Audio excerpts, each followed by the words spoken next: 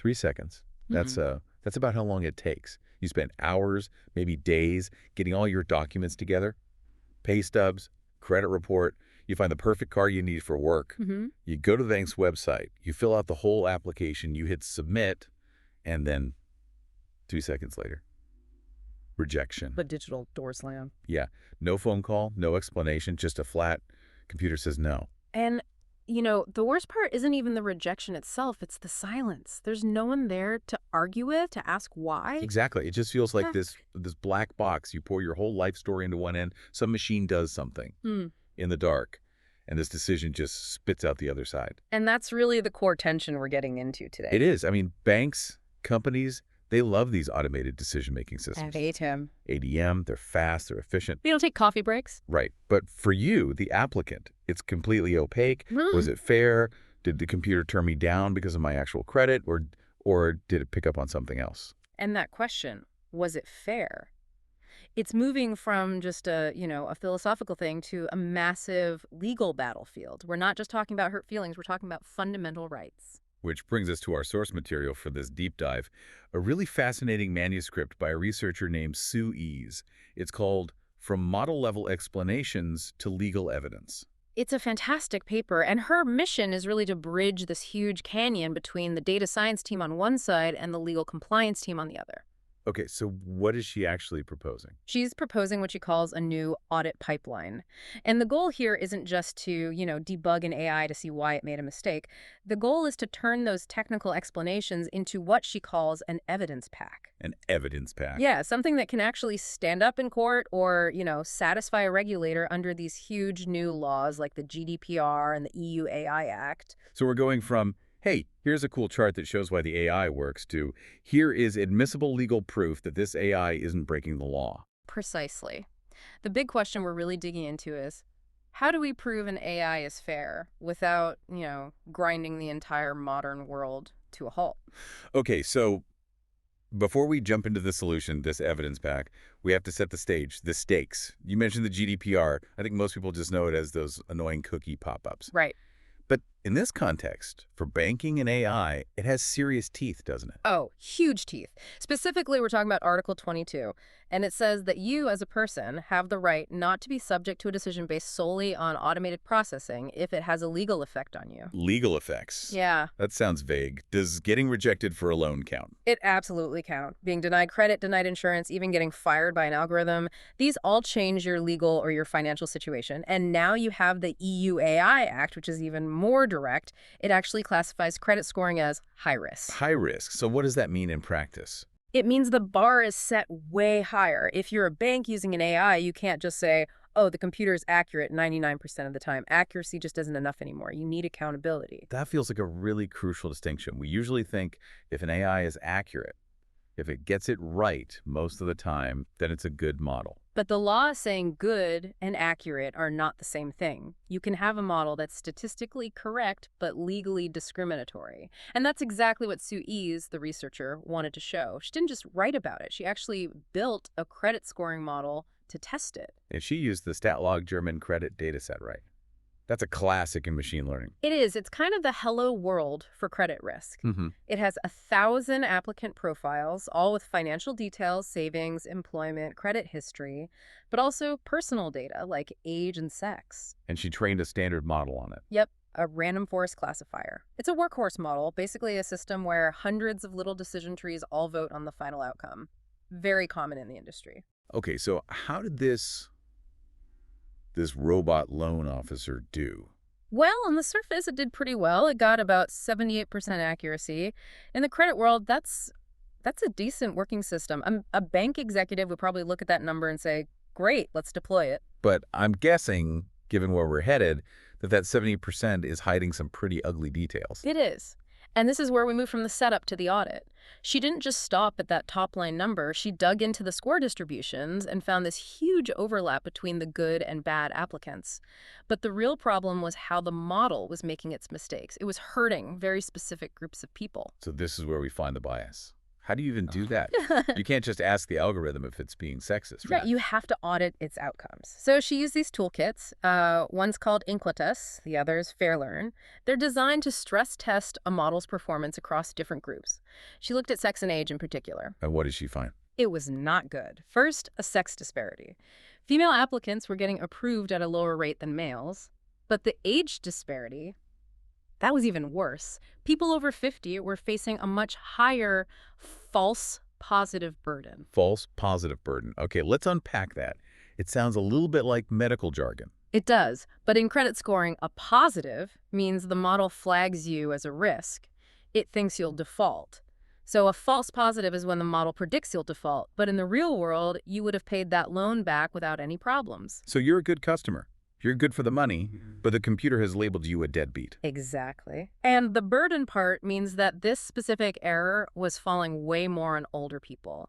If you were under 25, the model's mistakes often went in your favor. But if you were over 50, it was actively blocking you from credit you actually deserved. Wow. That's a huge problem. I mean, from a business side, the bank is losing good customers. But from a legal side, that looks an awful lot like discrimination. Is there like a threshold for this? There is. It's a guideline called the 0.80 Disparate Impact Guideline, or sometimes the 4/5 rule. Basically, if the approval rate for one group, say women, is less than 80% of the rate for the best off group, so men, it triggers a huge red flag. And her model failed this test. It failed. It dropped below that 80% threshold for both women and for older applicants. See, that is the aha moment for me. Because this model was 78% accurate overall. It worked. But if you were a woman or you were over 50, it was fundamentally broken for you? Exactly. It's the black box problem in action. If you just deployed the system because the top line number looked good, you would be systematically discriminating against people and probably breaking the law without even realizing it. Okay, so we've found the bias. The AI is sick. Now, how do we cure it? The researcher proposes this pipeline of tools. And this is where it gets really cool, because she says one tool isn't enough. You need a sequence of them. Right. It's like a set of camera lenses. You start with a wide view, then you zoom in again until you're focused on one individual person. So let's talk about tool number one, SHAP. SHAP, what is that? SHAP gives you the bird's eye view. Hmm. It's based on some pretty complex math from game theory, but the idea is simple. It looks at the whole model and tells you which features or variables are the most important drivers of the decisions overall. So it shows you the general rules the AI has learned for itself. Correct. And in her study, SHAP showed the biggest drivers were what you'd expect: checking account status, duration of the credit, credit amount. Okay, that's actually kind of reassuring. It's looking at real financial data. Yeah. It's not basing its decisions on, I don't know, your favorite color. Exactly. It's a sanity check. It proves the model is generally logical. But knowing that checking status is important for everyone doesn't really help you if you're the one who just got rejected. Right. I don't care about the global average. I care about my application. Yeah. Which brings us to the next tool, right? Lime. Lime, like the fruit. If A-shape is the bird's eye view, lime is the magnifying glass. It ignores the global patterns and focuses only on your specific application. It asks, why was this person rejected? So AJ might say credit history is important, but Lime would say, for you specifically, your credit history was fine, but your housing status is what sank your score. Precisely. It gives you a breakdown. It'll assign positive and negative weights. It might say, your employment history gave you plus 10 points, but your housing status gave you minus 50. It shows you exactly what tipped the scales. That's incredibly powerful for transparency. But I still see a problem. Even if I know my housing status hurt my score, what do I do with that information? Sorry, the computer says your house is wrong. It's super helpful. You've hit on the biggest frustration with a lot of these tools. They tell you why you failed, but they don't tell you how to succeed. And that's where the paper says we have to go one step further to the third tool. It's called DICE. DICE. D-I-C-E. This sounds like the what can I do about it tool. That's exactly what it is. DICE-E generates something called counterfactuals. Counterfactuals. Okay, that's a big word. In plain English. It finds the smallest, most feasible change you could make to flip the decision from no to yes. So instead of just saying you're too risky, the system says if you had moved to a better savings category, you would have been approved. Or if you'd asked for a loan duration of 18 months instead of 24, we would have said yes. Exactly. It turns a rejection into a negotiation. It gives you a roadmap. That is a massive difference. But there's a catch, isn't there? The counterfactuals have to be possible. It can't tell me if you were 10 years younger, you'd get the loan. That's the critical part. You can't change your age. You can't change your race. So when you set up Dicey, you have to program it with these constraints. You lock certain features so the AI is forbidden from suggesting you change them. So it's forced to find a solution based on things I can control. My savings, the loan amount. Right, and what if it can't? What if you lock your age and sex, and Dicey comes back and says, sorry, there's no feasible change that gets you this loan? Then you've just proven that the model is biased. You've got it. If the only way for me to get approved is to be younger, then the model is discriminating against me based on age, period. Oh, wow. So Dicey isn't just for the customer, it's a bias detector for the bank. If the only counterfactual it can find is change your age from 55 to 35, that is. Yeah. That's a smoking gun. It's hard evidence. And this goes right back to GDPR Article 22, the right to contest a decision. DICE gives the human reviewer the information they need to actually investigate that complaint. Okay, so we've got the toolkit, bird's eye view with SAPP, magnifying glass with Lime, and the roadmap with DICE. But the paper's big argument is that just having these cool tools isn't enough. You have to connect it to the legal world. This is the governance layer. And this, for me, is the most innovative part of the paper. You can't walk into court with a pile of Python code. A judge doesn't care about your code. A regulator doesn't care. They care about evidence. So how do you translate it? The paper maps all these technical outputs to establish, frankly, very dry standards. Things like ISO I-42001, which is the international standard for AI management, and the NIST AI risk management framework from the US. Okay, so you're connecting the nerdy tech stuff to the boring compliance stuff. Yes, but it's essential. This is how you build the two evidence packs she proposes. Evidence packs. I'm picturing a manila folder with top secret stamped on it. Sort of, but they're for different people. Pack 1 is the regulator pack. This is for the auditors. It's got the heavy-duty documentation, the fairness metrics, the SHAP charts, all the proof that you did your homework and stress-tested your model. It's the cover your backside pack. Pretty much. And pack 2 is the data subject pack. This is for the human reviewer, the person at the bank who actually has to talk to the customer. It's got the simple narrative explanations and, crucially, those actionable, dicey counterfactuals. One pack to keep the government happy, one to treat the customer like a human being. Exactly. It professionalizes the whole process. And this is not some academic fantasy. Regulators are demanding this stuff right now. The paper brings up the Apple Card thing from 2019. I remember that. It was all over Twitter. Husbands getting 10, 20 times the credit limit of their wives, even with shared finances. It was a watershed moment. Yeah. Even Steve Wozniak, Apple's co-founder, said it happened to him and his wife. And the problem was that Goldman Sachs, who ran the card, couldn't immediately explain why. They were caught flat-footed. They didn't have their evidence pack ready. And if you can't explain it, you can't defend it. It's a PR disaster and a legal nightmare. Exactly. And more recently, you had the Schufa Holding AG case in Europe in 2023. This one was a game changer. Schufa. That's the big German credit agency, like an Equifax or Experian here. Right. And a citizen was denied a loan based on their Schufa score. Schufa's argument was, hey, we didn't make the decision. We just provided the score. The bank made the final call. They were trying to pass the buck. Yeah. We just gave them the math. We didn't push the button. Yep.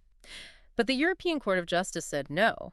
They ruled that because the bank relies so heavily on that score, the score is, effectively, the decision. Therefore, Schufa is on the hook for Article 22. So that we just provide the data excuse is dead. Legally, yes. That ruling proves you can't hide behind the algorithm. Regulators are explicitly asking for proof that these decisions are fair, necessary, and proportionate. And this pipeline that Sue S. lays out, it's basically the answer key to that test. It really reframes explainability. It's not just a cool tech feature for debugging. It's a core governance function. That is the absolute key takeaway. We have to stop thinking of this as just a step for the engineers. It's a compliance requirement. A model can't just be assumed to be fair. It has to be demonstrated to be fair. If you can't generate the evidence pack, you probably shouldn't be deploying the model. And what I really like is the focus on the human element. For all this talk of automated tools, the whole point seems to be empowering a human in the loop. Absolutely. These tools don't replace human oversight. They enable it. Without them, a human reviewer is just guessing. They're rubber stamping a black box. With these tools, they have the ammo to push back, to say, wait a minute, this rejection looks biased, or to actually help a customer by telling them exactly what they need to fix. It makes the humans smarter and more capable of doing their job properly. And more accountable. It takes away the computer made me do it excuse. Now the human has to look at the evidence and own the final decision. So as we wrap this up, let's go back to that person who just got rejected. If a bank were to use this framework, SHAP, Lime, and DICE, that whole experience would be fundamentally different. Completely. Instead of a blank no, you might get a no because your debt-to-income ratio is a bit too high, and that would be followed by, but if you were to pay off $2,000 of your credit card debt, you would be approved. It turns the bank from an adversary into almost a partner. And you can trust that someone has actually checked to make sure the system isn't just rejecting you because you're over 50. Ideally, yes. It puts due process back into a system that automation kind of stripped it out of. So here's a final thought to leave you with. We talk about AI bias and the black box like they're these new, scary, modern problems. But think about the old way. A human loan officer could reject you just because they didn't like the look of you, or they were having a bad day, or because of some subconscious bias they didn't even know they had. That's true. There was no data trail for a gut feeling. The old human box was pretty opaque, too. Exactly. You couldn't run a SHAP analysis on a loan officer's brain. So if we actually use these tools properly, tools that force the system to show its work and explain its logic, does the AI black box actually have the potential to become more transparent and more fair than the human process ever was? That is a fascinating thought. We might be heading into a world where we actually understand why these crucial decisions are being made better than at any point in human history, but only if we demand the evidence. Something to think about next time you apply for. Well, for anything. Thanks for listening to The Deep Dive. See you next time.